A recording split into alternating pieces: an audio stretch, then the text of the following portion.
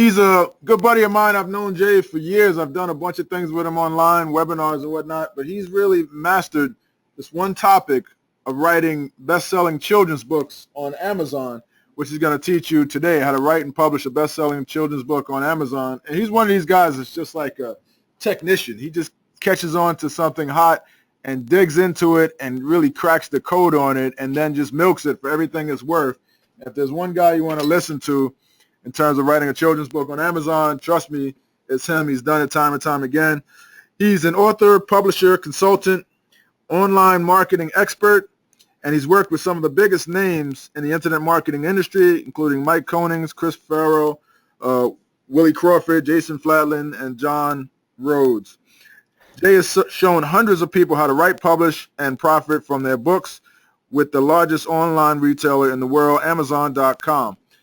Mr. Boyer has multiple #1 bestsellers in both paperback and ebook format. He's helped hundreds of authors do the very same thing for their own self-published books as well.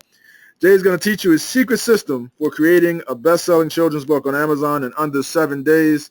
He has a proven formula that will enable you to use the power of Amazon to generate long-term passive income from ongoing book royalties. Everybody wants that. Welcome, Jay. How are you? I'm great, Ron and Alice. Thank you so much for having me on here. Super pleased. Should I just jump in here, sir? It looks like we're a couple minutes late in any case. Yeah, go right ahead. You have the floor. Absolutely. Thank you so much. Yeah, as Ron mentioned, and thank you for that introduction. I feel like this better be really good now. My promise, right, by the end of this presentation is to give you all the information that you're going to need in order to research, write, and publish a best-selling children's book 48 hours from right now. I'm not kidding, okay? If that sounds like too bold of a promise, if that sounds like, you know, let's see it, buddy. Here's just a couple comments from people just like you who have watched this very same presentation. Josh said, started my first children's book 5 minutes after watching the training. It took me 2 hours to complete. Gloria says, I now know that it's possible to build residual income from Kindle publishing without wasting time and money. I've already written my first children's book this weekend. So excited. I get excited hearing results like that from my students. A couple quick words about me if you are brand new, if you've never come across me online. Again, my name is Jay Boyer. I am blessed to be living in the beautiful state of Arizona up in the mountains. We're about a mile high, and I have been publishing on Amazon since 2010. I have a 7-figure digital publishing business. Yes, I publish to Amazon. Yes, I publish children's books. I do lots of other things. But this is kind of this is right in the pocket for me. And this is probably my favorite business out of all the pots that I have my hand in online here. I've scored over a dozen #1 best-selling children's books. I'm pretty specialized in terms of the types of books that I publish. I've been a featured speaker at many self-publishing and online marketing conferences. And this is what gets me going. And really gets me out of bed smiling every day is the fact that I have helped thousands of students from all over the world get their children's book published, maybe something that they've always wanted to write. It's a bucket list item for lots of people, and I think that's why lots of people get excited about this topic. Also, the founder of Apex Authors. This is an out-of-date image. We now have over 2,000 active members, and it's by invitation only. Apex Authors is the #1 self-publishing community online. And I also may have the coolest elevator speech in the world. This comes up all the time. I'm sure it comes up for you. I never used to know how to answer the question. You know, maybe I'm over, maybe I meet someone at one of my kids' parents' house or at a restaurant that I meet for the first time.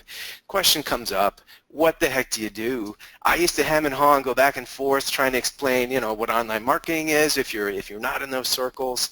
It's not the easiest thing to do. But now I just tell them, I look at them in the eyeballs. I say, I'm a best-selling children's book author, and that really resonates with me. And it really feels good to be able to say that. And if that resonates with you as well, if that's something you'd like to be able to tell people, then you're in the right place here today. Just so that you know that I'm for real, that I'm walking the walk and not just talking the talk here today. Here's a snapshot of 1 month of Kindle publishing royalties. This is net income. And here is the paperback. Here's 1 month of paperback royalties. Cool thing about children's books is that most of my children's books actually outsell the digital ebook versions by 2 or 3 to 1. Lots of people don't even know about it. Amazon has a paperback publishing, print-on-demand publishing platform called CreateSpace. And here is 1 month of earnings from November, I think over $15,000 worth of royalties. And that stuff puts a smile on my face at Christmas time. Every Christmas, of course, the holidays are big, certainly for books, just like any other thing selling on Amazon for the most part.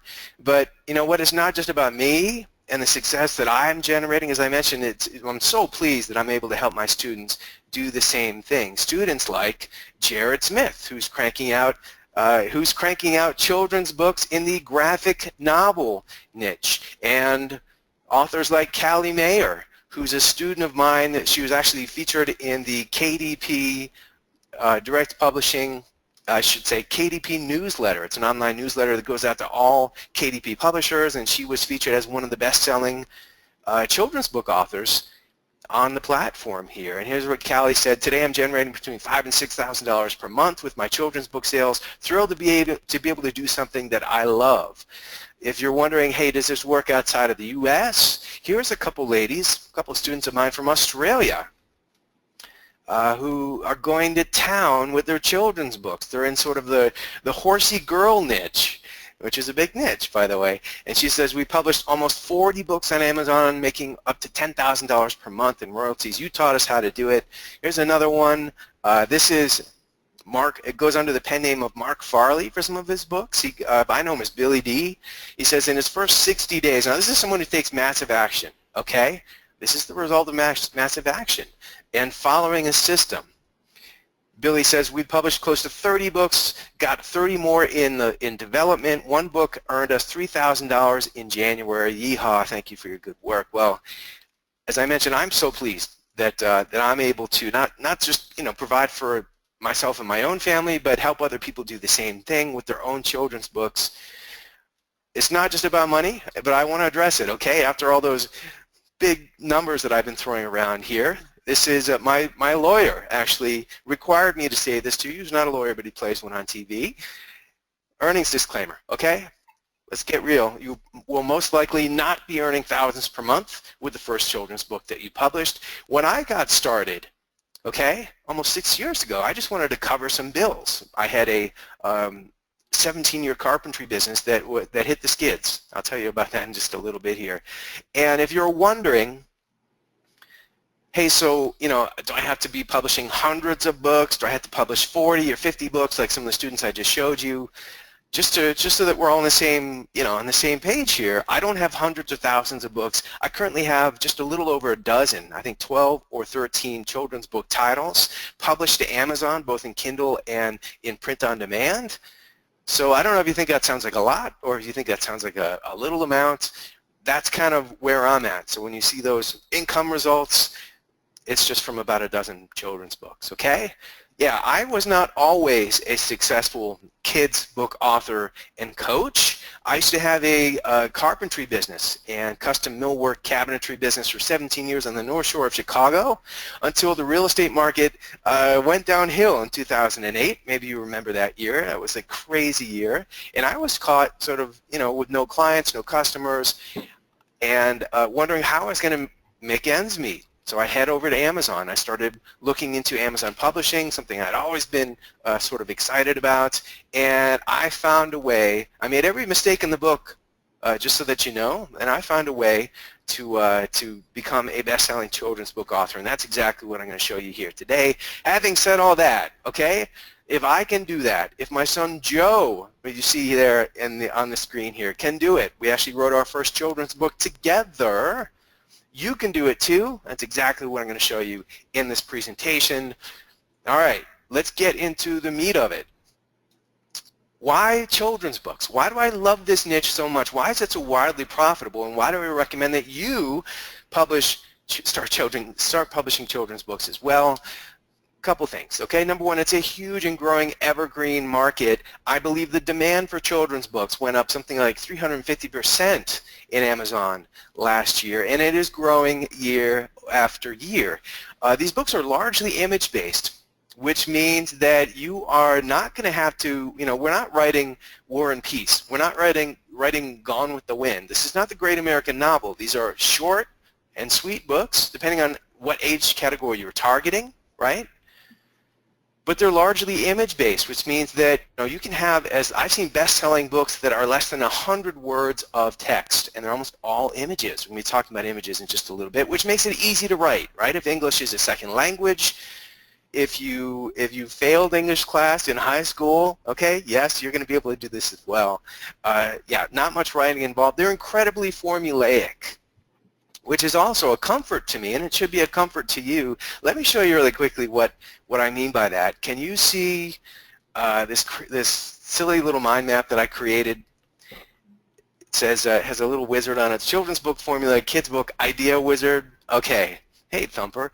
Yeah, this is, what you're looking at is the, I used to have this on about a dozen PDFs and Google Docs, and I consolidated all of this data and information for my students not too long ago. And towards the idea of how formulaic and easy these books are to write, you may notice that you start browsing children's books. You think of books that you read as a child yourself, or that you've read to your own children.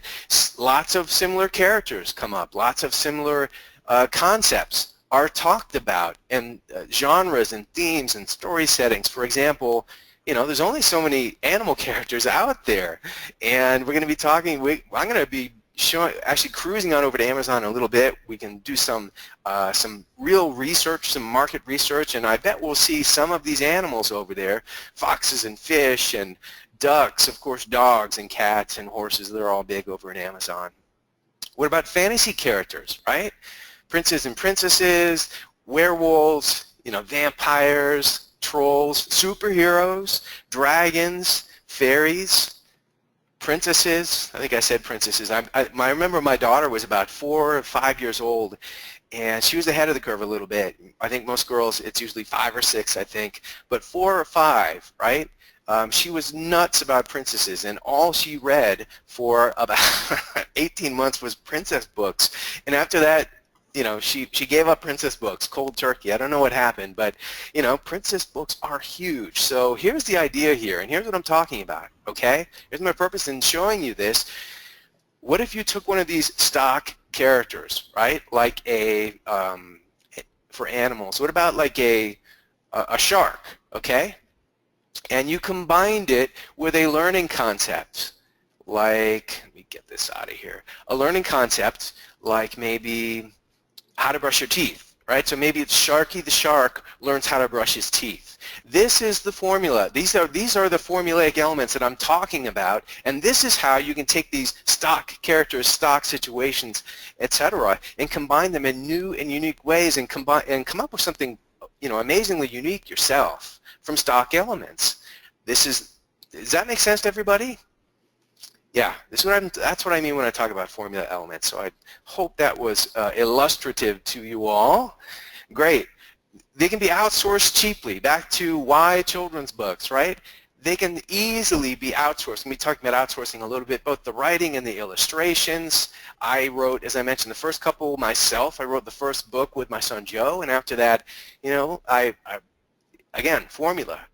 I knew I had a recipe for success. I had a couple bestsellers under my belt, and I'm like, I'm just going to keep doing the same thing. And I was able to pull writers in that were able to write better than I could with my first book. And so I just used that formula of success and pulled in people to my team, and I'd be able to outsource an entire book. I think my best-selling book, I outsourced the writing for like $50 for about 5,000 words. Okay? Wow. Easily serialized. And I'm telling you, that's, along the lines of what I just told you. You get a hit on your hands. You get a #1 bestseller. You get a book that lots of people are buying and is generating sales and reviews in Amazon. Doesn't it make sense to take that very same story or characters and create a serial and create sequels. Yeah, that's how you do it. It's exactly how you do it. I think my #1 book series has about 8 or 9 books in it, and you know what? It's like Halloween candies. The kids buy the first one, or maybe they buy my 5th one, and they see links to all my other books in the back of the book, right? And I know for a fact that some kids go through the entire series in a weekend, and that represents some really nice sales, some passive sales for you. Okay, it's a piece of cake to score a bestseller. I'm going to show you how to do that in this training here. They're viewed as virtual babysitters by parents. Maybe you can relate. I know when I was a parent, I would rather have I still do. I have an 11-year-old son and 15-year-old daughter, but I would certainly prefer my kids to be reading a book than to head online or to go watch a movie on Netflix or who knows what, okay? Lots of parents feel the same way. Addictive to kids, super fun to write and publish. That might be the coolest part about this niche. It is so much fun to write kids books. It is so much fun to communicate with kids and parents. I'm going to be showing you how I do that in just a little bit here. But let's move along here. I want to jump into 3 secrets to publishing a kids book. I recommend that you pull up a pen and pencil, virtual or otherwise, and write this stuff down. The 3 secrets of publishing a best-selling kids book. Secret number 1, how to come up with a best-selling book idea in 3 minutes, even if you've never done anything like this before in your life. Of course, that's called book research. We're going to head over to Amazon, the marketplace, live on this training. I'm going to show you how to find a best-selling book idea over there. Secret number 2, how to load up your children's books with amazing illustrations that will make kids go ooh and ah, and their parents are going to love it as well. Yes, even if you can't draw a straight line, if you're a non-artist like me, if you can't design your way out of a wet paper bag. Secret number 3, how to publish and launch your children's book quickly and easily and send it to the Amazon bestsellers list in less than 48 hours. Yes, that's all coming right up here. So let's talk about secret number 1. Come up with a best-selling book idea. Again, market research, so important. I have so many students that stumble on this step. I mean, it literally takes 5 minutes to do this, but if you don't know how to do it right, you're going to waste some time and money and energy publishing 1 or 2 books that don't go anywhere, and you might throw in the towel, right, which is the biggest tragedy in my mind, because you simply picked a book topic or a type or category or genre that there's no audience for, okay? So let's talk about the idea of not reinventing the wheel. Doesn't it make sense?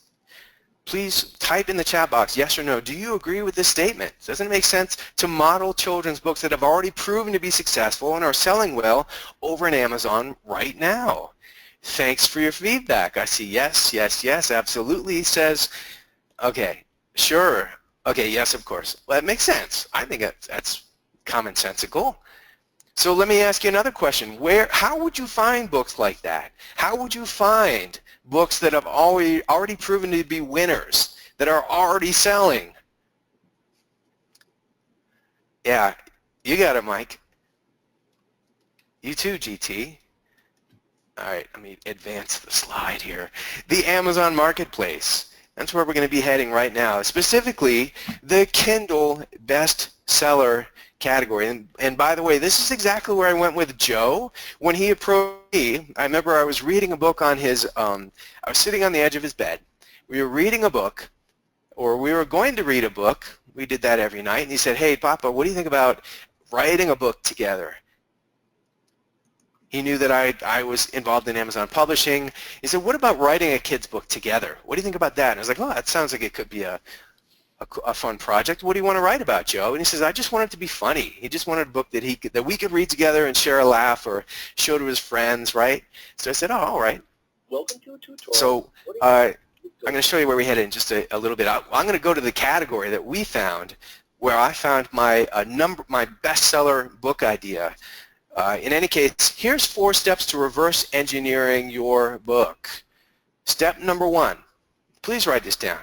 Find a niche or a topic or a trend or a character that's already selling well inside the Kindle marketplace. For example, joke books sell like crazy over there. They always have. That's an evergreen niche. I remember reading joke books as a kid myself. Step number 2, identify a demographic or an age group related to that trend. For example, 8 to 10-year-old boys. I published to this niche myself. It's called the reluctant reader niche. I didn't even know it until I had published 3 or 4 books, and I connected with another author in the same niche, and he's like, oh yeah, it's a reluctant reader niche. Like, oh, that sounds cooler than what I was calling it before. Step number 3, combine that, right? Combine that with another trend that demographic is already interested in. We're talking 8 to 10-year-old boys. What else are they interested in? Maybe zombies. Maybe Minecraft. And step number 4, reverse engineer your kid's book from that starting point by adding formula elements like we were talking about, by adding your own voice, maybe your secret sauce, maybe you're a great illustrator, right? Maybe you're a rhyming genius. Yeah. So those are the 4 steps that I recommend that you take, okay, in reverse engineering your book. And of course, you're going to need to have some market research as to what some of those things are. And here are some other ideas that you can find some hot selling trends. Jump on a hot selling trend outside of Amazon. Ask a kid. Kids are amazing sources of market research. If you have a kid yourself, or you're a grandma, or maybe there's kids next door, you sit down and it's like, hey, what the heck are you looking at? What TV shows are you interested in? What apps are you downloading to your phone or the iPad or whatever it is, right? Head over to Walmart and Target and pretend that you're shopping for a birthday present for your target audience, for that demographic that you've already targeted, right? Whether it's 4 to 6-year-old girls or 8 to 10-year-old boys. What do they have on the end caps of those aisles, right? That's the hottest stuff that's selling right now. Also, what's trending outside of Amazon? And I'm talking about movies or TV shows or the best-selling games and apps and toys. Yeah, all this stuff, this is how it works, and this is how you can get in front of a trend and really do some damage in the, in the children's book marketplace. Do some damage. That sounds kind of weird. Okay, so and if you're sitting there, I can hear some of you thinking right now. I can read your thoughts right now, and some of you I know are saying, hey, I don't want to rip off somebody's book or jump on a fad, right? It doesn't make any sense to me. Well, listen, within these so-called boundaries, if that's how you choose to think of them, I certainly don't, you could be incredibly creative and original and fun, and you'll be delivering the most value to kids and parents by giving them exactly what you want to read. I come from a marketing background, and I know that the best way to get people coming back and buying from you over and over and over again is to provide value. Give the people what they want, okay? You remember that old Kink song? All right, I'm dating myself. Ron does. Okay, so book research. I told you I'm going to head over to Kindle right now, if that's okay with you. Anybody want to do some hands-on market research and find your first best-selling kids book topic or character? Or great. Okay, I'm going to do that. Let me make sure. Yep, looks like I'm here. All right. So please let me know that you have followed me over to my dorky Firefox browser. Yeah, I don't know if anyone else is still using Firefox other than me. Okay, great. What you're looking at here is the Kindle bestseller list. Actually, this is what I call the big dog list, which is the best-selling books, the top 20 books inside of Amazon, period. And those are typically, blockbuster novels or biographies or romance, right, pulpy fiction, detective novels, etc., like that. Okay? This is not where we're going to be doing our children's book research typically. They have a dedicated book category here, and I click on that link. This is the big dog list for children's ebooks, and you can see Harry Potter, holy cow, is still kicking butt. Right? There's Hunger Games. How long ago were these books published? Holy cow.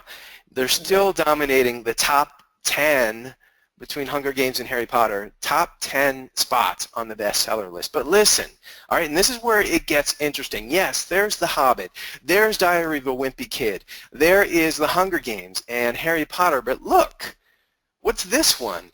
Diary of a Minecraft Zombie? Yeah.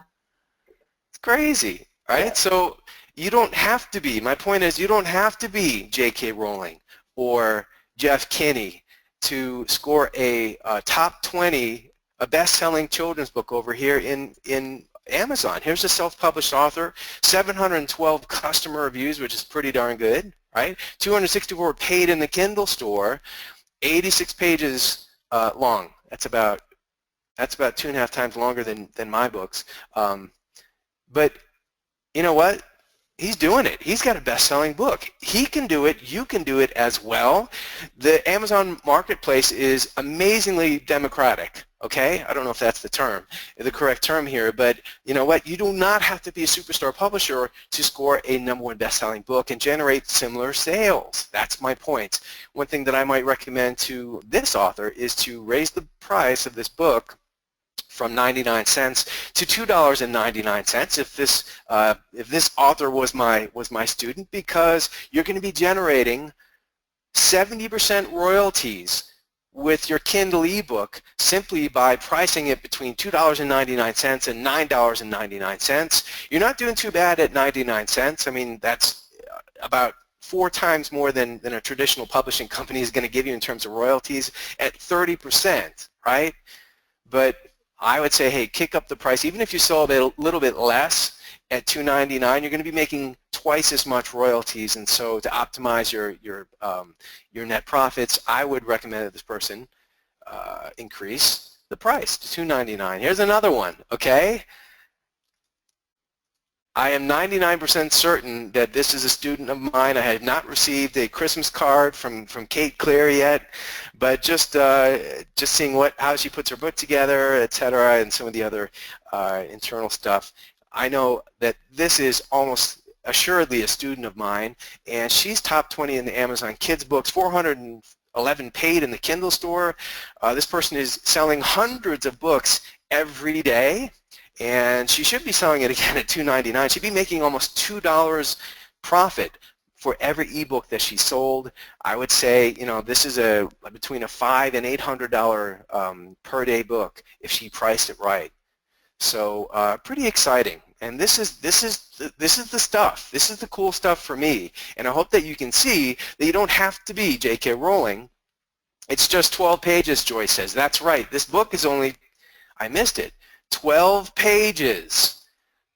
I can click on this and maybe even see some other images. That's a cool illustration. I'm not saying it's not, but as I'm going to show you, you're going to be able to get some illustrations just as nice as this one. I'm going to show you how in just a couple minutes here, okay?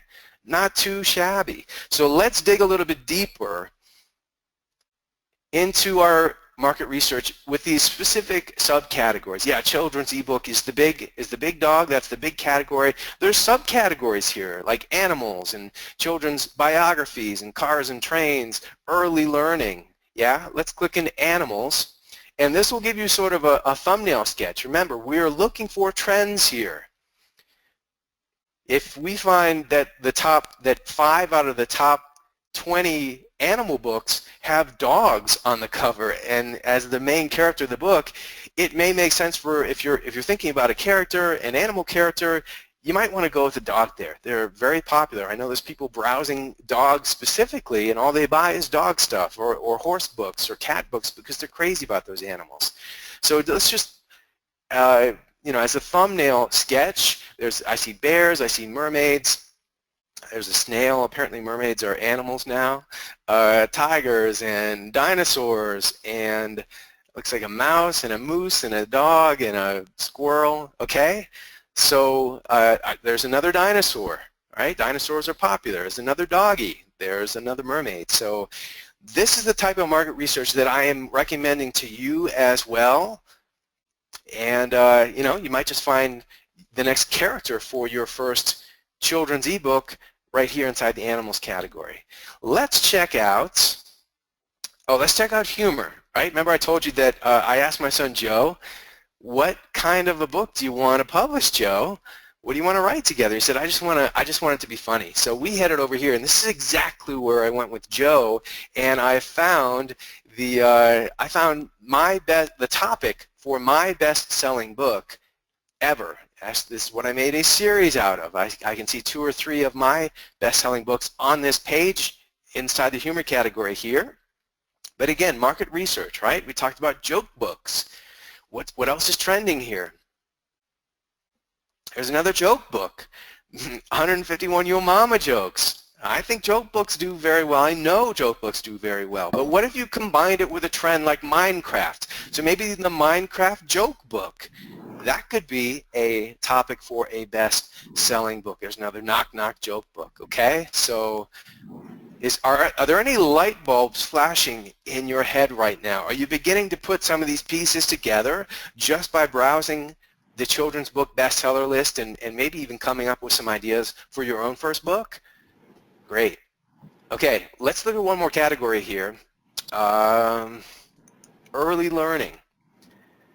This is sort of by definition, for younger readers, probably between 2 to 5 years old, and as a result, there's very little text in these books, which makes them probably the easiest types of books to write. Okay, here's one, You Are Not Small, and this author is wisely pricing it at $3.99. They can do that. They've got 295 customer reviews.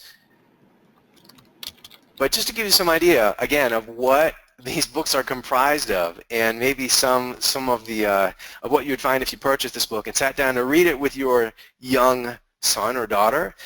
Here it is. You are small. Page number 2. I am not small. You are big. I am not big. See? They are just like me. You are small. Okay? This is not Pulitzer Prize-winning stuff. This is not the great American novel. These books come together very easily, and they're quite short. 32 pages. This is 1,082 paid in the Kindle store, which I would say is selling at least 50 to 100 books per day at $3.99, $3.99, and 70% royalties. Click, click, click 4 times. So that's about $2.75 profit for every ebook that you're selling. This particular author is making hundreds of dollars per day. Residual income, purely passive income, several $100s per day with this one best-selling book. Okay? Eileen says, how do we get illustrators? I'm almost there. Okay? I just wanted to show you, exactly how easily these books come together. I am running out of time here, so I'm going to motor through some of this stuff. Secret number 2. Here's the answer to your question, Eileen. How to load up your children's book with amazing illustrations that kids are going to love. Yes, even if you are a terrible or a non-artist. Whoops, that's not it. All right, so everyone been to a little website called Fiverr? Everyone go to Fiverr for outsourcing writing or maybe SEO or voiceover stuff. Yeah, I'm there all the time. $5 basically any service under the sun. And this is where I go to do stuff that I can't do myself. Like I cannot illustrate a children's book, but I don't have to because there are literally hundreds of service providers and very talented people here on Fiverr that are going to do a great job for me. So here's where I go. Let's just search for children's. Here, sometimes I think I created this category on Fiverr, children's book illustrations. We click on that category, and we're going to find hundreds and hundreds of service providers that are pretty darn good. Okay, and why I like going to Fiverr as opposed to a place like Odesk. Actually, I think it's called Upwork now, is because you can see right up front. Right? Just by browsing this large category of illustrators, what illustration style might be appropriate for the type of book or age category that you are writing to. So is it typically like one illustration for $5? Well, I mean, it depends, right? So like all of my illustrations in my most popular book series are black and white line drawings, okay? Right. A la Jeff Kinney, a la Wimpy Kid. So some some vendors will charge more for full color stuff. They may have they may charge you for commercial rights, etc. But, you know, for the most part, yeah, all of my illustrations are $5. But I hope that you can see that, you know, these are pretty good. Yeah. Right? I would be proud to actually have a book with illustrations like this in it. What do you think? I mean, you tell me. Is this just as good as some of the other illustrations that we've been seeing over here inside the Amazon Marketplace, some of the best-selling books? I would say so. So you can find an illustrator for any style or genre or category of children's book out there, and you know what? This is the secret sauce, especially for early learning books, which, as I mentioned, are almost all illustrated books, almost all images. Yeah, you're going to want to have great great illustrations in your book. That's going to sell your book, and once you find that, you're going to put that on the cover of your book. You're going to pick out the best one and put it right smack dab on the cover of your book, and the cover of your book is done. Okay? Great. I'm running a little bit behind. So that answers the question to secret number 2, how to illustrate your darn book. Make sense to everybody? All right, cool. Secret number 3, how to publish and launch your children's book quickly and easily and send them to the Amazon bestsellers list in 48 hours. I'm going to burn through this super quickly because I do not have too much time. I've been yakking so much. So far. So this is what we covered, right? An overview. Pre-qualify your hot book niche at Amazon. We did that market research. Find an amazing illustrator over at Fiverr, right? The next steps are to write your book or to hire somebody to write your book, and think short chapters. And step number 4, put your best illustration on your cover. Yeah, that's a done-for-you cover. Now, please note some of the strategies I'm about to reveal to you as it relates to actually publishing and launching your book are basic. However, some are advanced, but all of these techniques are doable for you when you publish and launch your first children's book. Let's start with the simple part first, okay? Lots of my students want to know, you know, how does it actually come together, right? I've never done this before. Well, it all comes together in a Word document, for instance, or a Mac. What's the Mac version? Pages. I'm a PC guy. I still use Firefox for my browser. Okay. Remember I talked about short chapters? All right. So this is a book of mine that that I wrote and published here. The first chapter, right, for this reluctant reader niche. Again, boys 8 through 10 is pretty much my target market here. First chapter is, I would say, 125 words or so, followed by an illustration. Okay, second chapter. It's a little bit longer, 150 words, followed by an illustration. Third chapter, maybe 200 words, followed by an illustration. Okay, I have 16 chapters like that, 4,200 words in this book, which renders out to anywhere between, you know, depending on the Kindle device that you're using, it's typically about 30 or 40 pages. Okay, so but these are totally short and doable. There's the grandma; she's the main character in this. This is a grandma who takes on all these crazy supernatural monsters, and she does it with her grandma superpowers and weapons like her motorized dentures and bag of mothballs, etc. That's the idea. Okay, you can have fun with these books. That's what I do. So that's how it comes together. Here's an advanced strategy.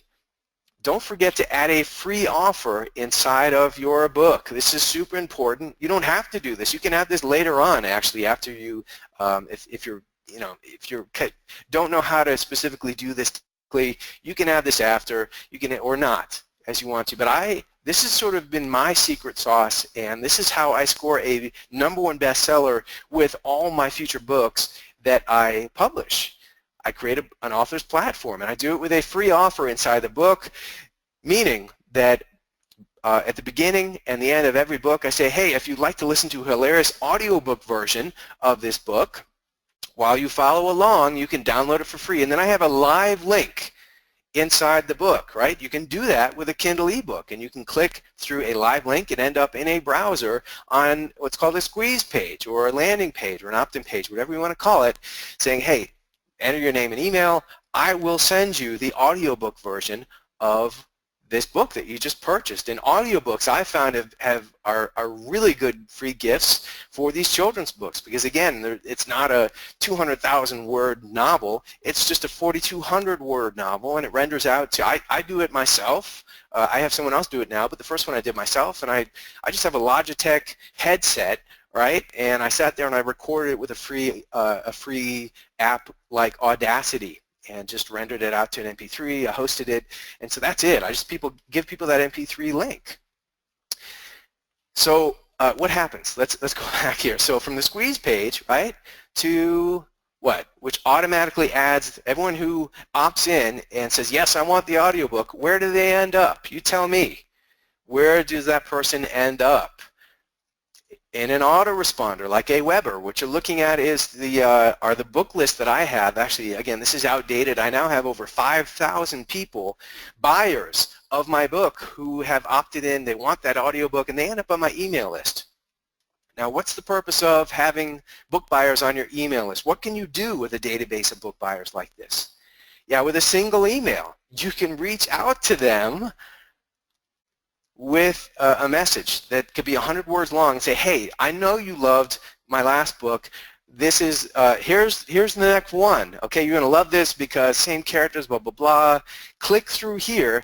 I've got it priced for 99 cents just for you for the next 48 hours. And you can download it for this special price. Grab it before it goes up, etc. That's all that I say in my emails. And this is how I drive, right? This is how I drive all of my books to #1 bestsellers within 24 to 48 hours after I launch my book. Make sense? Great. Now here's another perk with building an email list of your book buyers. I hear from them. I hear from parents. I hear from being the reluctant reader niche, I hear from teachers and reading specialists who reach out to me and they're like, hey, my kids won't read anything, but they love reading your books, right? Thank you so much. I mean, that just makes my day. Here's one from, here's a special education teacher saying the same. Here's a grandma who's 72 years old, and she sent an email to me. She just replied to an email that I sent out to her automatically via the autoresponder. She says, listen, I'm 72 years old, and my grandson and I laugh so much when we read your books and funny stuff. Imagine how that makes me feel to know that maybe, you know, a grandma who maybe gets to see her grandkids once a month, the first thing they want to do is pull up one of my books and read it together and share a laugh. I mean, it is so rewarding. Oh, here's one. Okay, here's one who runs a children's theater, and she wanted to turn one of my books into a play and perform it in the Kalamazoo Valley Children's Museum. She actually sent me a script, a 15-page script that she adapted from my kids' book. So this is some of the perks, right? This is some of the cool stuff that maybe you wouldn't even think about when you think about publishing to this niche. But you know what? It just makes it so much fun for me. And of course, I hear from kids too, crazy kids who love my books, and I get emails from them all the time. Okay, that's another reason why you want to build your email list. Next step: publish it to KDP. Next step: get 3 to 5 honest reviews as quickly as possible. A couple ways to do that. Friends and family. Number one, do not buy reviews at Fiverr. That's not what Fiverr is for, and you're going to get, they're going to hate you for that, and they might close down your account. Okay? Do not buy reviews ever from anybody. However, you can. What if you reached out to? Can you think of a half dozen people in your life who, if you sent them an email or even picked up the telephone, EGAD, and said, I just published my first children's book. I want to drive it to #1 bestseller. I want to be a best-selling children's book author. Would you be so kind as to head over there and just buy it for 99 cents and leave me an honest review, whatever that is? I bet you could find 3 to 5 reviews very quickly. I know lots of my students are. Another great way to do it is previous buyers. Of course, you need an email list for that to reach out to them. And another great way to do it is in a Kindle publishing community. I mentioned Apex Authors. There's other ones out there other than Apex Authors, but this is the value of a Kindle publishing community like that.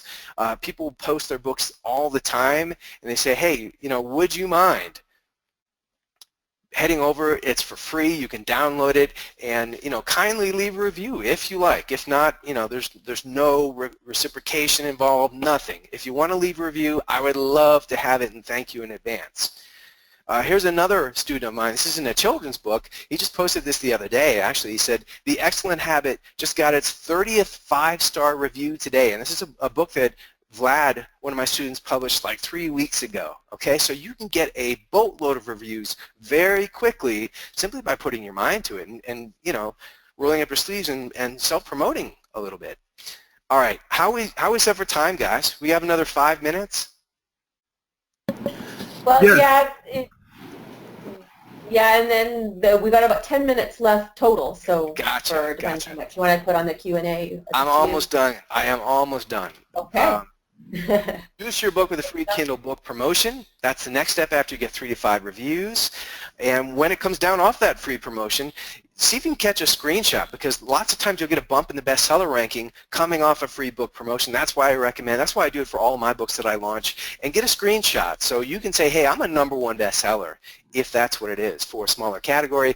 Don't worry if your book is not selling as well. There's lots of stuff that you can do to optimize your ebook listing and get more people that land on your book actually buying your book.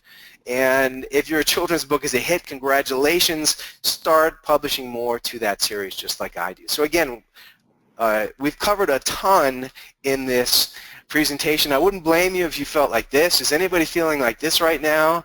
This is the best image for, I was looking for a fire hose, right? Like, okay, or maybe, just maybe you're feeling like this little cutie here, and you're feeling excited to take the next step and publish your first children's book. Maybe this is a dream of yours, a bucket list thing. Who knows? Maybe you weren't even thinking about it until you watched this presentation.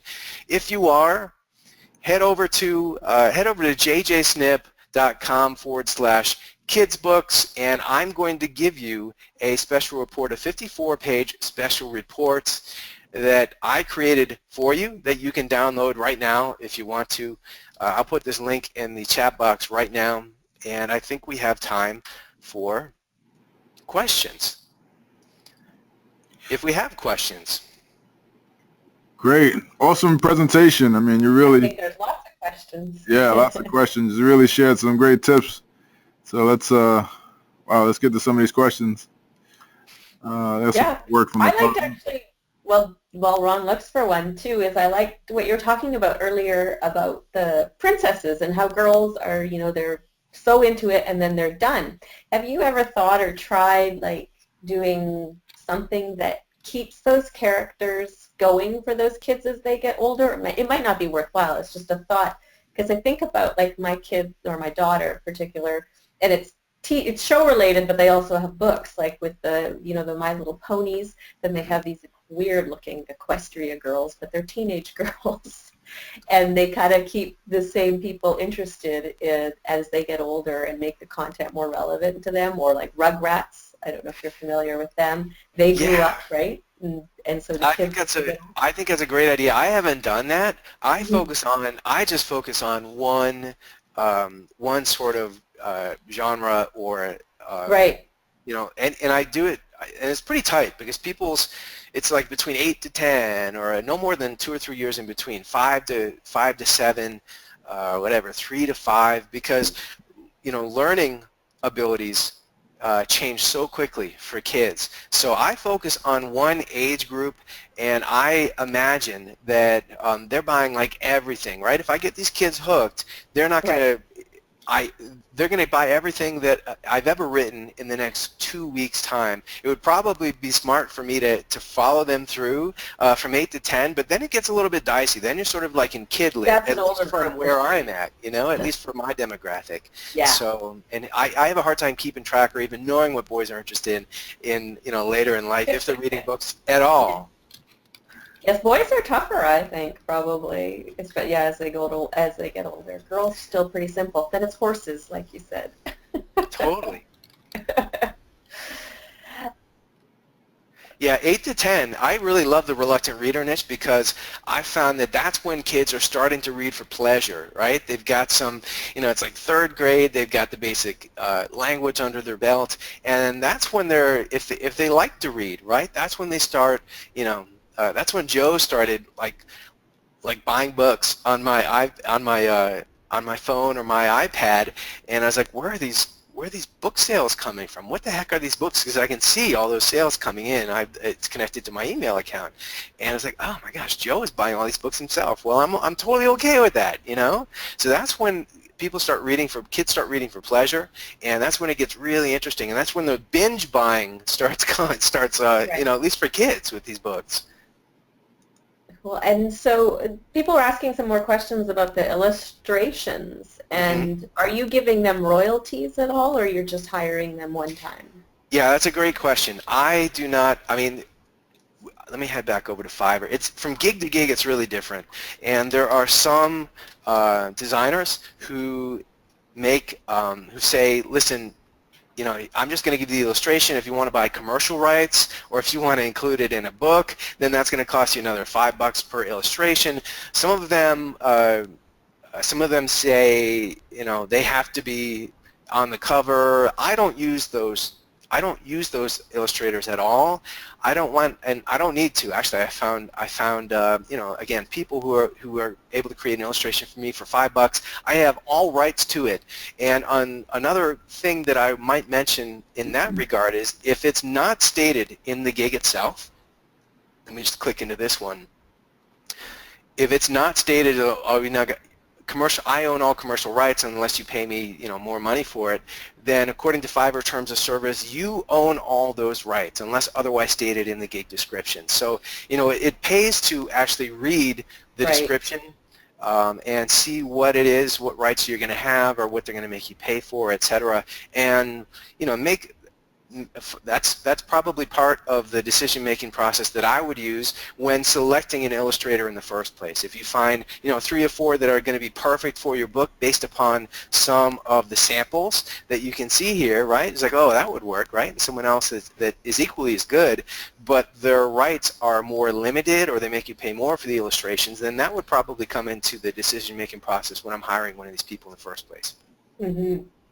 So Jerry asks, I didn't know Potter and Hunger Games were in children's. I have books listed as fiction, action, adventure, which are family friendly. Can I also get it in children's, or would it be a good idea to change category?